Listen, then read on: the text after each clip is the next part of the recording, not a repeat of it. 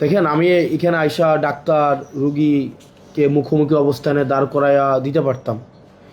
আসলে ডাক্তার রুগীকে মুখোমুখি অবস্থানে দাঁড় করাইয়া দিলে এটা আসলে কোনো মানে সুফল নাই। আমাদের দেশের যেই মানে আর্থসামাজিক অবস্থান, সেখানে আসলে রুগীরা সবচেয়ে ভালনারেবল সিচুয়েশনে কিন্তু আপনাদের কাছে আসে। মানে পৃথিবীর সবচেয়ে ভালনারেবল সিচুয়েশন, আল্লাহর উপরে ভরসা করে, আর দ্বিতীয় হচ্ছে আপনাদের উপরে।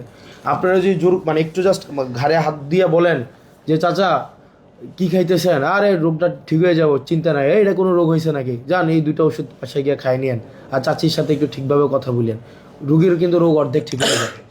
মানে জাস্ট আপনার দুইটা ক্যাজুয়াল কথা, ওনার রোগীর অর্ধেক রোগ চলে যায়।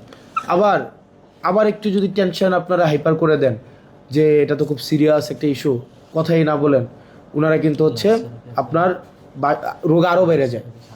তো এখন দেখা যায় আমাদের দেশে দেখেন আপনার কত ডিগ্রি আছে না আছে, এটা দিয়ে কিন্তু আমাদের এলাকার মানুষ ডাক্তাররা কত ভালো এটা দেখে না। ওনারা কিভাবে দেখে, ডাক্তার আমার সাথে কতক্ষণ কথা বলছে বেশি, উনি আমাকে এতক্ষণ সময় দিছে, এইভাবে দেখে। তো আপনাদেরকে কিন্তু একটা কোর্সও ছিল এখানে, ওই যে আমি যদি ভুল না করে থাকি, আপনারা রুগীদের সাথে কিভাবে ডিল করবেন, তাদের অর্থনৈতিক অবস্থা, তাদের সামাজিক অবস্থা, তাদের মনোজাগতিক অবস্থা, এই সব বিষয় বিবেচনা করেও কিন্তু। তো আপনারা যারা নতুন ডাক্তার এখানে অনেকে আছেন, আমি আপনাদেরকে অনুরোধ করব, আমি এটা জানি যে বর্তমান বাংলাদেশের অর্থসামাজিক অবস্থায় যে বেতন পান, এটা দিয়ে আসলেই কোনোভাবে চলা সম্ভব না। 30,000 টাকা বেতন পেয়ে, কারণ আপনাদের থেকে মানে আপনারা হচ্ছেন brightest brain of this land. Doctor engineering যারা পড়ে তারা তো নর্মালি হচ্ছে স্কুলের ভালো ছাত্রগুলাই, শুরুর দিকের ছাত্রগুলাই, কলেজের ভালো ছাত্রগুলাই হচ্ছে ডাক্তার ইঞ্জিনিয়ার হয়। তো আমরা বিভিন্নভাবে আপনাদেরকে আসলে ওই সম্মান আমরা দিতে পারি না, আমাদের আর্থিকভাবেও আমাদের ওই সঙ্গতি রাষ্ট্রীয়ভাবে তৈরি হয় নাই। কিন্তু দেখেন আপনাদের মোরাল একটা অব্লিগেশনের জায়গা থেকে, আপনি আমাকে লিগেল অব্লিগেশনের জায়গা থেকে আমি আপনাকে বলতে পারবো না, কিন্তু মোরাল অব্লিগেশনের জায়গা থেকে আমি আপনাদেরকে অনুরোধ করব। আর যেহেতু অনেকে আছেন এই এলাকার সন্তান, আবার এই এলাকায় চাকরি পাচ্ছেন, এটা আপনাদের জন্য কিন্তু এলাকার মানুষকে সেবা করার একটা বিশাল সুযোগ।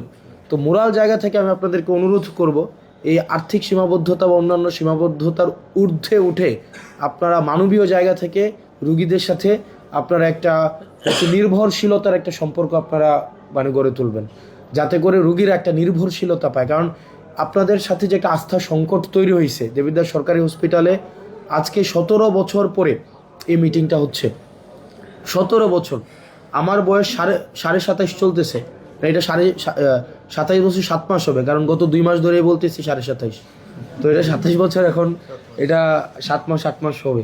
তো আমার বয়স 27 বছর 8 মাস, আর এই মিটিংটা হইতেছে 17 বছর পরে, 2009 সালে লাস্ট হয়েছিল। তো এটা যে একটা আস্থাহীনতা, আমি এক কথা দিয়ে যাচ্ছি, আমাদের প্রত্যেক মাসে আমি একবার করে আপনাদের সাথে বসবো, প্রত্যেক মাসে একবার করে বসবো আপনাদের সাথে।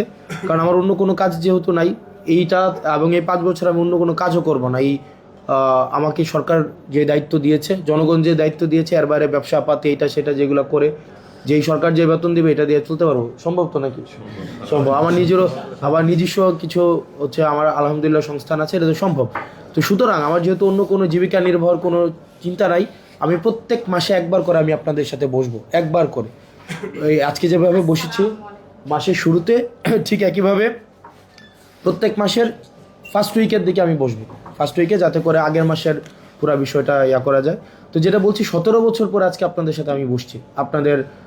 আমি চাই রুগীরও আস্থা ফিরে আসুক, ডাক্তারদেরও হচ্ছে যেন একটা প্রফেশনাল একটা এনভায়রনমেন্ট ক্রিয়েট হয়, যাতে করে তারাও স্বাচ্ছন্দ্য বোধ করে।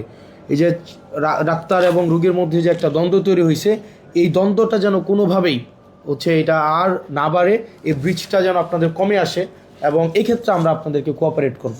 আমি কোনোভাবেই চাই না এই দ্বন্দ্বটা বৃদ্ধি পাক। এবং এখানে সাংবাদিক আপনারা যারা আছেন, আপনাদের কাছে অনুরোধ থাকবে, একটু ডাক্তাররাও যেন মানসিকভাবে এনকারেজ ফিল করে তারা হসপিটালে আসতে। আপনি যদি সারাদিন এই চোর পুলিশ তাদেরকে আসামি হিসেবে ট্রিট করা হয় সোশ্যাল মিডিয়াতে, যে আসামি, তারা পালাই যেতেছে, তারা থাকতেছে না, এটা কিন্তু আসলে প্রফেশনালি খুব একটা আনহেলদি একটা এনভায়রনমেন্ট, খুবই আনহেলদি একটা এনভায়রনমেন্ট। এটা দিয়ে আপনি ডাক্তারি তো এটা মানসিক সুস্থিরতারও প্রয়োজন হয়, এটা অন্যান্য, এটা তো গায়ে খাটুনি বা শ্রমের বিষয় না, এটা মানসিক সুস্থিরতা না থাকলে তারা আসলে ওইভাবে চিকিৎসা দিতে পারবে না। তো আমরা ডাক্তারদের প্রতি হচ্ছে ফ্লেক্সিবল থাকবো, ডাক্তাররাও হচ্ছে আবার রুগীদের প্রতি ফ্লেক্সিবল থাকতে হবে। কারণ আপনার কাছে যে রুগীটা আসতেছে, আপনি বাংলাদেশের একটা বেস্ট জায়গা থেকে পড়াশোনা করে ডাক্তারি করতে আসছেন, যে রুগীটা আসতেছে খেটে খাওয়া মানুষ, শ্রমিক, কৃষক, কামার, ওই রোগটা আপনার জায়গা থেকে কিন্তু সে হচ্ছে ইভেন ডিজিজও এক্সপ্রেস করতে পারে না। এটা তো আপনারা অবশ্যই দেখছেন যে তার ডিজিজটাও সে এক্সপ্রেস করতে পারে না ভাষা দিয়ে যে আসলে কী সমস্যা।